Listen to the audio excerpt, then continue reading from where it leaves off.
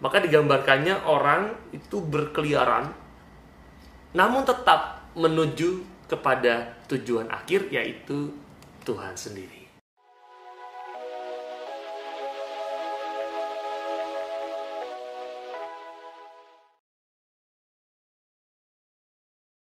Halo, saya Romo Gandhi. Kita ketemu lagi dalam cerita Mogan. Pembahasan kali ini kita akan membahas tentang tingkatan dosa dalam gereja Katolik. Karena apa pembahasan kali ini menjadi menarik? Karena ada beberapa orang yang melihat bahwa dosa itu sama saja. Mau dosa apapun sama, mau aborsi, mau mencuri dengan jumlah yang besar, mau yang cuma 1.000, 2.000, atau 20 T, atau 22 M, sama saja. Lalu bagaimana kita melihat itu? Apakah ada tingkatan dosa dalam gereja Katolik? Sebenarnya ada. Maka pembahasan kali ini itu membahas tentang tingkatan itu. Ada berapa tingkatan? Ada berapa dosa dalam gereja Katolik menurut tingkatannya? Ada 2. Yang pertama kita sebut sebagai dosa berat, dan yang kedua yaitu dosa ringan. Kita akan mulai pembahasan kali ini tentang dosa berat. Dalam Katekismus Gereja Katolik itu menuliskan dalam KGK 1855 dikatakan seperti ini. Dosa berat itu merusakkan kasih dalam hati kita sebagai manusia oleh satu pelanggaran berat melawan hukum Allah. Di dalamnya manusia itu mencoba memalingkan diri dari Allah, tujuan akhir dan juga kebahagiaannya, dan menggantikannya dengan sesuatu yang lebih rendah. Menggantikan yang tinggi dengan sesuatu yang lebih rendah. Sedangkan dosa ringan membiarkan kasih Allah tetap ada walaupun ia telah melanggarnya dan melukainya. Ada perbedaannya dalam KGK 1855. Sedangkan dalam KGK 1857 dikatakan supaya satu perbuatan merupakan dosa besar atau dosa berat harus dipenuhi secara serentak dengan 3 syarat. Dosa berat ialah dosa yang mempunyai materi berat sebagai objeknya dan yang dilakukan dengan penuh kesadaran dan dengan persetujuan yang telah dipertimbangkan. Ini dalam KGK 1857 sudah secara spesifik membahas tentang dosa berat dengan 3 syarat. Ada materi yang berat sebagai objeknya, didasari dengan kesadaran, dan juga persetujuan yang telah dipertimbangkan. Lalu dengan 10 perintah Allah bagaimana? Saya mengatakan bahwa 10 perintah Allah bukanlah definisi dari dosa berat atau kita kenal dengan istilah mortal sin. Sebagai gambaran, misalnya orang yang maju perang dengan alasan just war mungkin saja membunuh orang. Lalu membunuh orang ini itu melanggar perintah yang yang kelima. Namun apa yang dilakukannya bukanlah termasuk dalam mortal sin atau dosa berat. Lalu apakah yang dimaksud dengan mortal sin itu? Kalau dosa berat adalah melawan kasih Allah secara langsung, dosa berat, maka dosa ringan memperlemah kasih. Dosa berat melawan kasih secara langsung, sedangkan dosa ringan memperlemah kasih. Jadi dosa berat secara langsung menghancurkan kasih di dalam hati manusia, sehingga tidak mungkin Tuhan dapat bertahta di dalam hati kita sebagai manusia. Menghancurkan kasih di dalam hati kita. Nah, dosa berat atau ringan itu tergantung dari sampai seberapa jauh dosa itu membuat seseorang menyimpang dari tujuan akhir, yaitu Tuhan. Tergantung dari sejauh mana, seberapa jauh dosa itu membuat seseorang menyimpang dari tujuan akhir, yaitu Tuhan. Dan persatuan dengan Tuhan hanya dimungkinkan melalui kasih.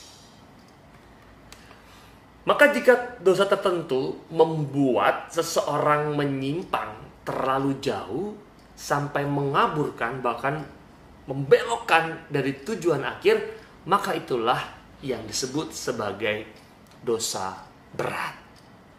Maka Santo Thomas Aquinas mengatakan dalam bukunya bahwa dosa ringan tidak membuat seseorang berpaling dari tujuan akhir atau Tuhan. Maka digambarkan sebagai seseorang yang berkeliaran namun tetap menuju tujuan akhir. Saya ulang. Santo Thomas Aquinas itu mengatakan bahwa dosa ringan tidak membuat seseorang berpaling dari Tuhan. Maka digambarkannya orang itu berkeliaran namun tetap menuju kepada tujuan akhir, yaitu Tuhan sendiri. Dan untuk seseorang yang melakukan dosa berat, sebenarnya ada 3 syarat yang harus dipenuhi. Yang pertama, jelas menyangkut kategori dosa yang tidak ringan. Itu yang pertama. Sedangkan yang kedua, tahu bahwa itu adalah sesuatu yang salah. Dan yang ketiga, walaupun tahu itu salah, secara sadar memilih melakukan dosa tersebut. Maka dengan kata lain, seseorang menempatkan, seseorang itu memilih dengan sadar keinginan atau kesenangan pribadi di atas hukum Tuhan. Itu 3 syarat yang harus dipenuhi ketika seseorang melakukan dosa berat. Nah, pertanyaannya gini. Bagaimana kita dapat menentukan bahwa sesuatu perbuatan dosa termasuk dalam kategori dosa yang berat atau dosa yang ringan? Ini memang tidak mudah. Tetapi sebenarnya kita dapat melihat dari pengajaran di dalam Alkitab. Juga dalam pengajaran Gereja Katolik yang memberikan pengajaran yang secara definitif, juga kesaksian dari Bapak Gereja, dan juga berdasarkan akal budi yang diterangi oleh iman, dan masih banyak lagi. Maka hal lain yang bisa menjadi parameter adalah dengan melihat 3 hal untuk menentukan bahwa suatu perbuatan secara moral atau tidak, yaitu apa saja. Nah, yang pertama adalah kita membahas dalam objek moralnya, yang merupakan objek fisik yang berupa tujuan yang terdekat dari sesuatu perbuatan tertentu di dalam terang akal sehat. Belum mengerti, kita akan bahas nanti. Yang kedua adalah keadaannya, yaitu keadaan di luar perbuatan tersebut, tetapi yang berhubungan erat dengan perbuatan tersebut. Seperti contohnya, kapan dilakukan, di mana dilakukannya, oleh siapa saja, berapa banyak, bagaimana melakukannya, dan dengan bantuan apa melakukannya. Itu yang kedua, keadaan. Yang ketiga, maksud atau tujuan, yaitu tujuan yang lebih tinggi yang menjadi akhir dari segala perbuatan tersebut. Kita bahas yang objek moral. Semakin objek moral, keadaan, dan maksud menyimpang terlalu jauh dari tujuan akhir kita, yaitu kehidupan kekal, maka dosa tersebut dapat dikategorikan sebagai dosa berat. Sebagai contoh, supaya lebih memahami dalam konteks ini, seperti dosa kebohongan. Nih, kalau kebohongannya adalah kebohongan, contoh orang tua, karena berbohong kepada anaknya dengan mengatakan bahwa hadiah yang diberikan kepada anaknya itu dari Sinterklas, maka kita bisa melihat bahwa ini adalah dosa ringan. Mengapa? kebohongan yang tadi itu tetaplah sebagai suatu dosa. Karena objek moralnya adalah berbohong. Namun kalau kita melihat keadaannya, objek moralnya dalam keadaannya sekarang adalah dilakukan kepada anaknya. Dilakukan setahun sekali saja. Dan tidak menimbulkan kerugian yang terlalu berat. Sedangkan maksudnya adalah baik. Karena ingin memberikan kejutan dan hadiah kepada anak yang dikasihinya. Jelas ya, berbohong karena kasus tadi orang tua mengatakan bahwa ini diberikan oleh Sinterklas itu merupakan dosa ringan dengan mempertimbangkan objek moral, keadaannya, dan juga maksud atau tujuannya. Nah, dibandingkan dengan kebohongan yang berikutnya. Misalnya orang yang bersaksi dusta sehingga menyebabkan seseorang kehilangan pekerjaan. Objek moralnya adalah sama, yaitu berbohong. Namun, keadaannya adalah dilakukan kepada teman kantor. Sebut kita kepada office boy atau orang yang bertugas membersihkan kantor.